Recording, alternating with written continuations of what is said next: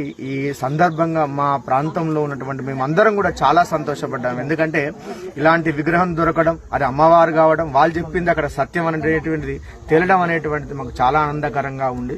చివరికి ఒక మాట చెప్తూ వాళ్ళు వెళుతూ ఒక మాట చెప్పారు. ఏంటంటే విజయవాడలో ఉన్నటువంటి కనకదుర్గాదేవి ఏ విధంగానైతే భక్తులను కరుణిస్తూ అంత పుణ్యక్షేత్రంగా పేరు పొందారు, ఈ ప్రాంతం కూడా ఇది ఉత్తరవాహిని ప్రాంతం, ఇది గోదావరి ఉత్తరవాహిని.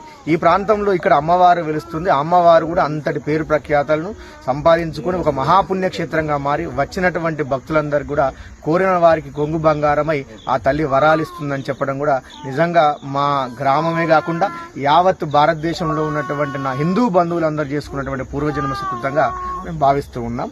ఇక తదనంతరం మా కమిటీ కూడా నిర్ణయం తీసుకున్నాము. ఎందుకంటే ఆ విగ్రహాన్ని పక్కన పెట్టడం భావ్యం కాదు కాబట్టి ఇప్పుడు ముహూర్తాలు లేకపోవడం వల్ల ఫిబ్రవరి నెలలో సరైనటువంటి ఒక ముహూర్తాన్ని నిర్ణయం తీసుకుని అక్కడ దేవాలయ శంకుస్థాపన కూడా చేసేసి త్వరగా మరి భక్తులందరి యొక్క సహకారాలతోని మరి ఈ దేవాలయ నిర్మాణం కూడా చేపడదామని చెప్పేసి అనుకున్నాం. అంటే మీరు చెప్తా ఉన్నారు